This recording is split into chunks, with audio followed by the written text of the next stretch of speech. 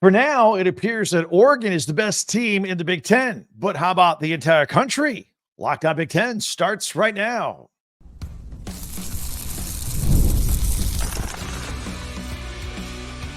You are Locked On Big Ten, your daily podcast on the Big Ten Conference. Part of the Locked On Podcast Network, your team every day. Welcome to Locked On Big Ten. I'm Craig Sheeman, coming up on 40 years as a sports talk show host and play-by-play announcer. I want to thank you for making us your first listen each and every day. We are available and free wherever you get your podcasts, and on YouTube, of course, part of the Locked On Podcast Network, your team every day. And today's episode is brought to you by Game Time. Download the Game Time app, create an account, and use the code LOCKEDONCollege for $20 off your first purchase. So, Oregon, best team in the country, let's have at it. Penn State, big game against USC, right? We're going to talk about that. The AP Top 25 says yes, and we'll have our top 10 Big Ten observations for the weekend. The list was long. I had to get it down to like this big. It's unbelievable. So we got all that to get to here on the program. Let's do it. All right, Ohio State, Oregon. At the time, it was number 2 versus number 3. 7 lead changes in this game. It was remarkable. And we knew this was going to be the biggest game of the year as soon as the schedule came out. It lived up to his billing. It was the best game of the year so far, by far. Georgia and Alabama fans may argue, but they would lose that argument. This was the best game out of all of college football so far this season. So where are the Ducks now? They have an inside track to a spot for the Big Ten championship game if all continues to go as planned. And of course, if that's the case, then a favorable seeding in the college football playoffs and a run for the national championship. I know we still have a half a football season to go. Things can happen, but they're on the right track, the track that they planned for and the track that they anticipated in the offseason looking ahead to this upcoming season. The latest AP ratings did come out on Sunday. The Texas Longhorns, according to them, the AP poll, the Texas Longhorns are the number 1 team in the country as of now. They went in number 1 into the weekend. They come out of the weekend number 1 after the decisive beatdown in the Red River rivalry against Oklahoma. But the 6-0 Ducks are now number 2 in the country, according to the poll.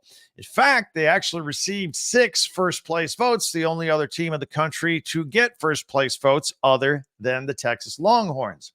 This is the Ducks' highest ranking since they ended the 2014 season, number 2, when they lost to Ohio State in the first college football playoff championship game. Now, before talking about just how good the Ducks are, as long as we're talking about the rankings, a lot of Big Ten teams involved here. Let's take 30 seconds and talk about the latest rankings as they pertain to other Big Ten teams, and we'll get back to Oregon. Penn State climbs to number 3 following its overtime road win over USC. The Buckeyes only fell to number 4. They were number 2. They lose to number 3 Oregon. They're not going to fall that far, especially when the game went down to the wire the way it did. By the way, Indiana climbs to 16 at 6-0 without even having played this past weekend. They had a bye week. Illinois climbs to 22 after its overtime win against Purdue.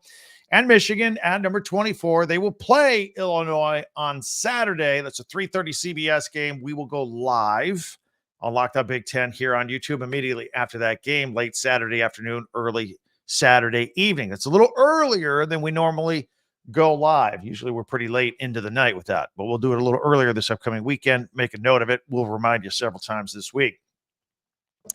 Back to the Ducks and how good they are. Some skeptics may suggest that they benefited from home field advantage, and if Saturday's game was in Columbus, Ohio, the outcome may have been different. It was nip and tuck. It was 7 lead changes. Maybe not.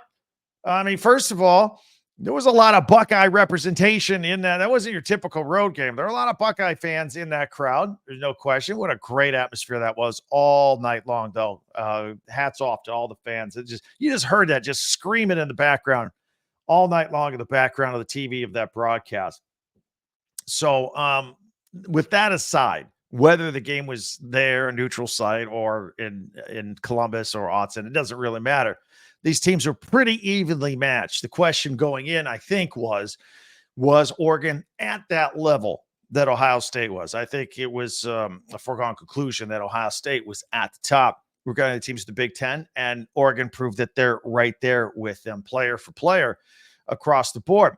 The fact that the Ducks went toe to toe with this team, I think everybody would agree that the Ducks are a great team as well, and agree that the Buckeyes were great going into that game, and they still are. They only fell to 4 for good reason. Frankly, though, in a game that was that close, the Ducks left some points on the field, didn't they? A couple of botched extra point plays, a missed field goal. Those points would have come in handy later in the game, made it a little more comfortable for them. And let's face it, the Buckeyes opening scoring drive, as good as it was, it shouldn't have happened. It shouldn't have happened. An official missed an Oregon interception. I don't know how you miss an interception with replay in this day and age. Jeff Bassett looked like he had the interception. Instead, it was a 32-yard pass completion to Will Kaczmarek. He was kind of bobbling on the way down, and players were fighting for it. No review. I mean, not even a review. That was weird. But Ohio State kept the ball. It was a 32-yard pass completion for first down. They went on to score to take a 7-0 lead. That was 5 minutes into the ball game. The Ducks were also without a couple of key weapons. Defensive end Jordan Birch was out. Late scratch, was injured in practice this week. Unfortunately, he was the biggest disruptor on the defensive line for this Ducks team, and it looked like they would miss him sorely going into this game. And then the Ducks had to play a lot of the game Saturday without Trayshawn Holden, who was ejected for inexplicably spitting on an Ohio State player. He snapped. That's the only way. He snapped, and he lost his mind with frustration, and he did that, and that's too bad. They had to go out and play without him.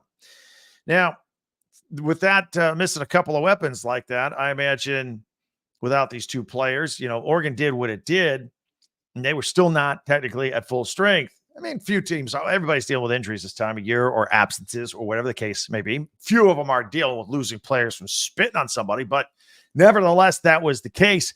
And I still think there's room for Oregon to grow, to get better, and get this thing buttoned down. They've been improving every single week. Remember, the knock on them at the beginning of the year was they were winning, but they didn't look that good. They weren't covering huge point spreads. They were closer games than people thought. They look like they're starting to put it together right now and could be very dangerous to everybody else in the country. So, I said earlier, the Ducks now have a leg up and getting to the Big Ten championship game. The season's at the halfway point. The Buckeyes are in the rearview mirror now. What's next? They got a short week. They got a Friday night road game. Got to go across most of the country. They play at Purdue. They're way better than Purdue. But it could be a little bit of an emotional letdown after coming through and playing the Buckeyes, going to the wire with the Buckeyes. Now they got a short week traveling halfway across the country against a team that I don't know if you're going to respect them or not. I mean, Purdue's not that good, although they gave a valiant effort against Illinois this past weekend. You don't want a letdown here if you're the Ducks. You got to be ready to go for this game. That's Dan Lanning's job number one this week, is get his guys fired up for this game. Then they got a home game against Illinois. Another winnable game, but Illinois is not going to lay down. They're a pretty good team. They're ranked. They're good. They're going to be coming off of their Michigan game, by the way. And Luke Altmaier, a very good quarterback for the Fighting Illini.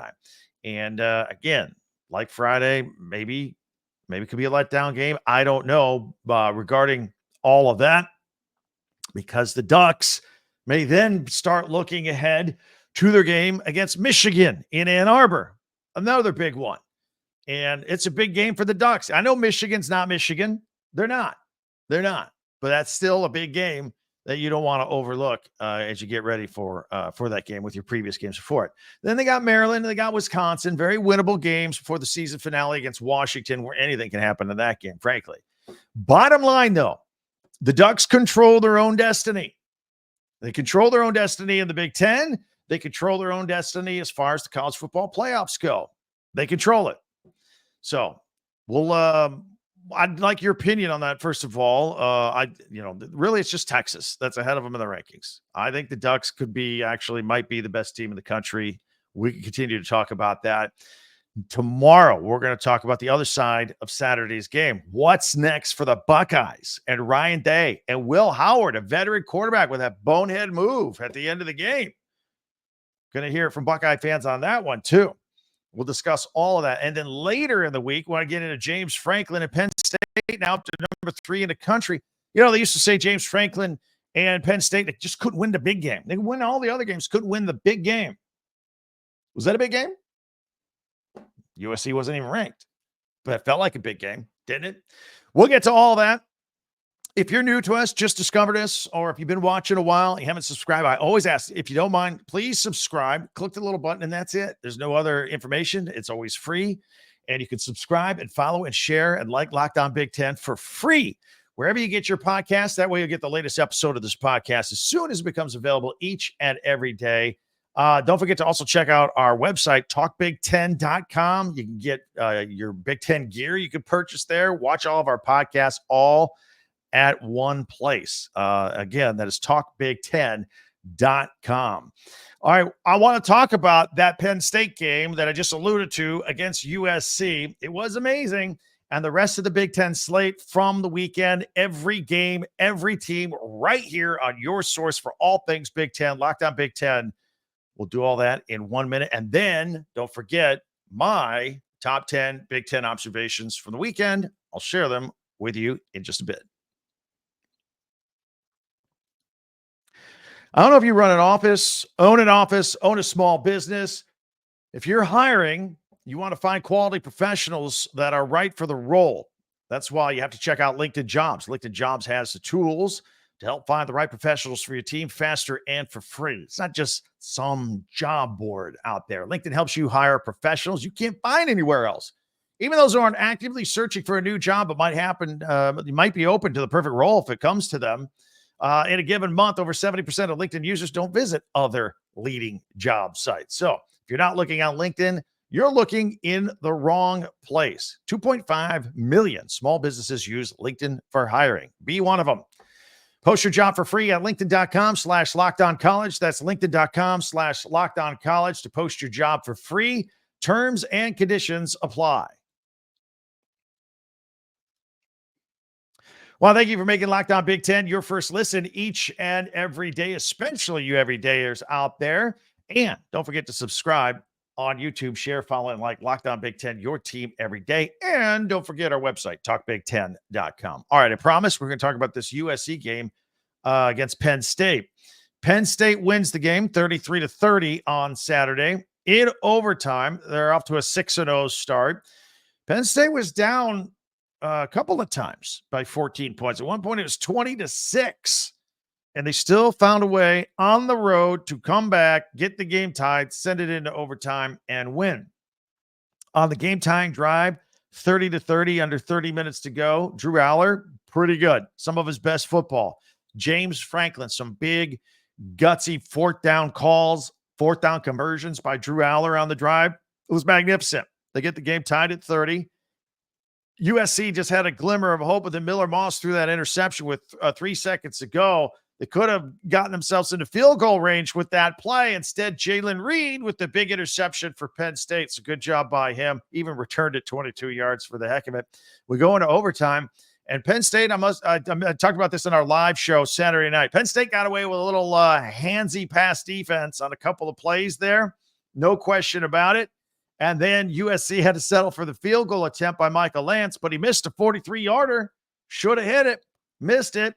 Then Penn State, Ryan Barker, after previous kicking problems for Penn State earlier, Barker gets the job last week, makes his debut, and then in this game comes through with a 36-yard field goal. 33-30 is your final score. Drew Aller in a game, 391 yards, 2 touchdowns, had 3 interceptions, which is remarkable because he had just 2 interceptions last year. He had 3 in this game. I think he only had 1 other interception earlier this year, if I remember correctly. So he threw as many interceptions in this game as he's had in the last year and a half. We got to talk some more about Tyler Warren. This kid is amazing. I always tell you he's the secret weapon of Andy Kolodnicki because he throws, he runs, he catches. This is their tight end, their huge tight end. These are not typos. These are not me misspeaking. 17 catches for 224 yards and a touchdown. And he rushed on a play and he threw on a play too. He's incredible.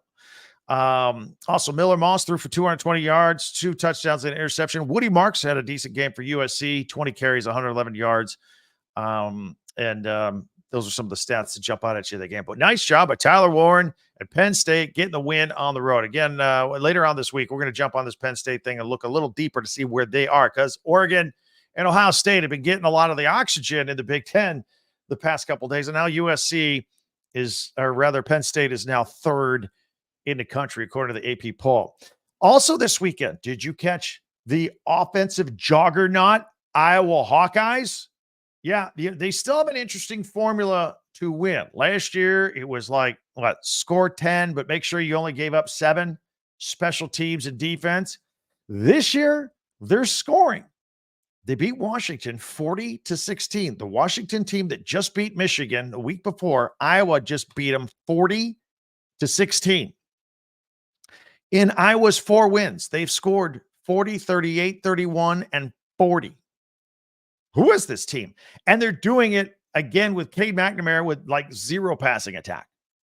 He completed just 8 of 14 passes for 108 yards, 2 touchdowns, no interceptions. It's Caleb Johnson. Caleb Johnson, the running back, is making this team go. Had 166 yards and 3 touchdowns. He's got a 200-yard game already this year. He's incredible. And by the way, congratulations also to Kirk Ferentz. That was his 200th win as the Hawkeyes head coach. He is now second, all by himself, second place all time in the Big Ten. He's 5 away from Woody Hayes. Let that sink in for a minute.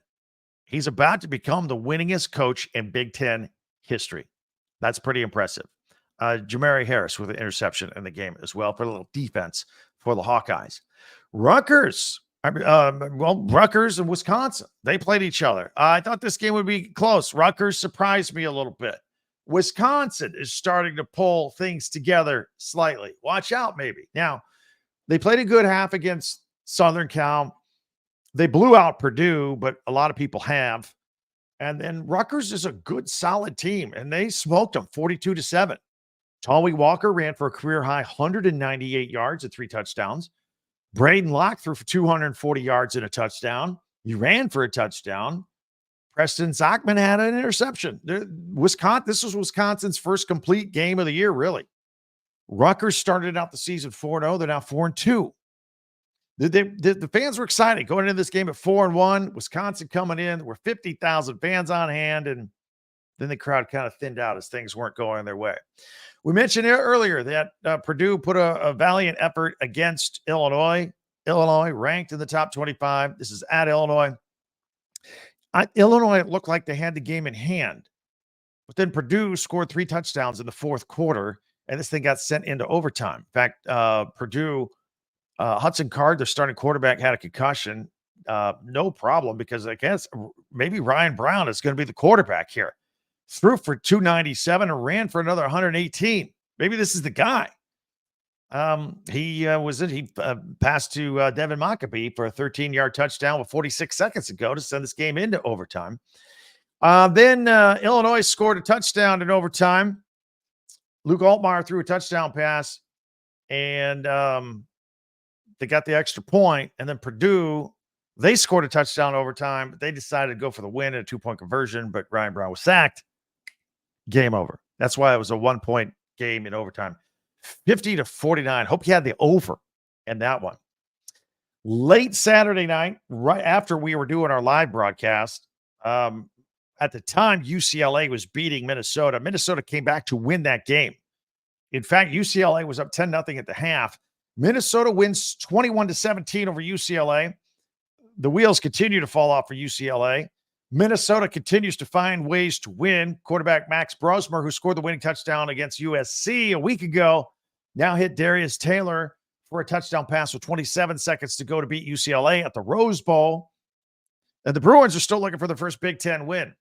Ethan Garbers missed the Penn State game because he was hurt, came back for this game, was very rusty, threw 3 interceptions. Coy Perch had 2 of them, by the way. Minnesota leads the country with 13 interceptions with their defense. It's actually tied with 13. UNLV and Cal also have 13 as well. UCLA has yet to score 20 points in a game yet this season. They're in trouble. I mean, they had Eric Bieniemy, their offensive coordinator, but he doesn't have the pieces to play with like he did when he was coordinator with Kansas City Chiefs. That's for sure. And before we wrap on the weekend, let's not forget Friday night started it all. Northwestern, I thought, with a very surprising win at Maryland. Good job to them, 37-10. It's their first Big Ten win of the year. Congratulations. Maryland has the weapons, right? Maryland outgained the Cats 355 yards to 283. But Maryland was a turnover machine in the second half. Absolutely killed them. Terps had a season-high 4 turnovers, 3 in the fourth quarter. You just don't win football games with 3 turnovers in the fourth quarter anywhere, at any level. Terps were coming off a bye. By the way, they're now 0-10 of their last 10 bye weeks or bye games. I don't know. Something's off there. With the turnovers, by the way, Northwestern outscored Maryland 20-3 in the fourth quarter. 17 of those points were off of takeaways. And then the funny thing is the Terps were plus 11 on turnovers coming into the game. They take care of the football. It's bizarre. A couple big plays. Bryce Kurtz for Northwestern, 3 catches, 123 yards, and Damon Walters had an interception and a 33-yard return in that game. All right. So that's a lot that happened this weekend in one of the most exciting weekends I can ever remember in Big Ten play. We are going to take a look at my top 10 Big Ten observations. I will share them with you in just 1 minute. We'll see if my list matches yours. It was a big list. I had to make some cuts. My top 10 Big Ten observations coming up next right here on Lockdown Big Ten. Game Time is how you can get tickets on your device or your phone, anything you want to go to. You want to go to a Big Ten football game? You want to go to a Big Ten basketball game? By the way, preseason is underway. Excited about that. You could go to MLB playoffs, NFL games, or non-sporting events, concerts, comedy shows, all that right there. Theater. Game Time. Download the Game Time app today. Everything's at your phone, at your fingertips. It's easy. They don't surprise you with any add-ons to the pricing. It's all very easy to figure out. It's right there on the Game Time app on your phone. I like how you can see the view from the seat of the ticket you're about to purchase before you go ahead and buy it with just a couple of taps on the phone. Very easy. They got the lowest price guarantee at Game Time. Game Time will credit you 110% of the difference if you find something better. Take the guesswork out of buying concert tickets, sporting events, all with Game Time. Download the Game Time app, create an account, and use the code LOCKDOWNCollege for $20 off your first purchase. Terms apply. Again, create an account, the redeem code LOCKDOWNCollege, LOCKEDONCOLLEGE for $20 off. Download Game Time today. Last minute tickets, lowest price guaranteed. All right, let's take a look at my top 10 Big Ten observations from the week. We'll go full screen from what I saw over the weekend. If you're on audio only, we'll describe them in detail here, but let's check them out. We're going to start it off at number 10 with Minnesota's Coy Perch, who we just mentioned. Ethan Garbers threw 3 interceptions in that game. Well, 2 of them were by Coy Perch. So good game by, and again, this is what Minnesota does. This wasn't fluky or anything like that. They're one of the best intercepting teams. That secondary is one of the best in the country. So PJ Fleck's starting to get things dialed in. I think they're starting to look pretty good. I had my questions earlier in the season. Meanwhile, even though Purdue isn't doing very well, they put together a pretty big effort here against Illinois, only to lose in overtime, 50-49. Ryan Brown in for Hudson Card. Mentioned earlier, 297 passing, 118 rushing. Maybe he should be the guy moving forward. In that game, Illinois, Luke Altmaier throwing the touchdown in overtime, which proved to be the winning margin. Give him a shout out at number 8. Big moment there. A big moment for Kirk Ferentz and his 200th career win as the head coach of Iowa. Second all-time Big Ten. Again, I mentioned Woody Hayes, 5 more wins, and he's better than Woody. It's incredible. Speaking of Iowa, Caleb Johnson is a running back machine. Another 166 yards and 3 touchdowns versus Washington. He is on fire. He is their entire offensive attack. And speaking of offensive attack, Wisconsin at number 5, Tawi Walker ran for a career high 198 yards and 3 touchdowns versus Rutgers. And that is a good Rutgers defense. That is a good defense he ran through. Penn State, I want to give a shout out to James Franklin. Big 4th down calls. It was getting late a fourth quarter against USC. Drew Aller executing everything he called. Want to give them big ups for that game out there. And as long as we're talking about Penn State, they had just tied the game. Miller Moss and USC did have a chance to get into field goal range. They were about to do so until Miller Moss was picked off by Jalen Reed. Because of that interception, the game went into overtime and Penn State won. I don't think people make a big enough deal about that play by Jalen Reed. At number 2, just overall, the Oregon Ducks, 7 lead changes, persevering in the win over Ohio State. Their quarterback, Dylan Gabriel, Heisman hopeful, 341 yards, 2 touchdowns, no interceptions.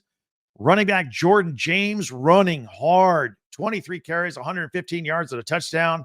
And let's not forget Evan Stewart, 7 grabs for 149 yards and a touchdown in that game. So congratulations. He is at their Oregon, collectively. I had to condense these into one. So many good things happened for Oregon. And then at number 1, I'm going to put Penn State's Tyler Warren, their tight end, their not so secret weapon who can throw, who can run, he can catch. 17 receptions for 224 yards and a touchdown. Absolutely remarkable. And there you have it. Our Big Ten top 10 observations for the weekend. Did I leave anybody off? Hit me up. You can reach out to me many ways on this podcast at Twitter or X at Talk Big Ten. The comments between you all, especially when you rivals get going back and forth on YouTube, always welcome that. You can hit me up there as well. And don't forget, our website, Talk Big Ten. If you're watching on video, see on the bottom crawl, talkbig10.com. All of our podcasts go there chronologically, and we group them by school. And while you're there, there's a link provided for your convenience if you want to buy some school merchandise, shirts, hats, T-shirts from your favorite university sports teams of the Big Ten, all right there at your fingertips. All right, so we got a lot to do. We're going to dissect Ohio State and where they go from here tomorrow. Wednesday, we're going to talk more about Penn State and just how big that win against USC really was. We'll start looking ahead to the big weekend coming up in the Big Ten in the middle of the week as well. Week 8, season is moving quickly. We'll have all of that right here. Tell your friends about us. We're here each and every day. And don't forget to subscribe before you go. Just click it, and that's it. It's free, and you don't have to worry about any other information. Subscribe and follow and like and share Locked On Big Ten. Wherever you get your podcasts, and you get the latest episode of Locked On Big Ten as soon as they're available each and every day. Thanks for joining us. I can't wait till we do it again tomorrow. It's going to be a huge week for Locked On Big Ten. I'm Craig Sheeman. Talk to you next time.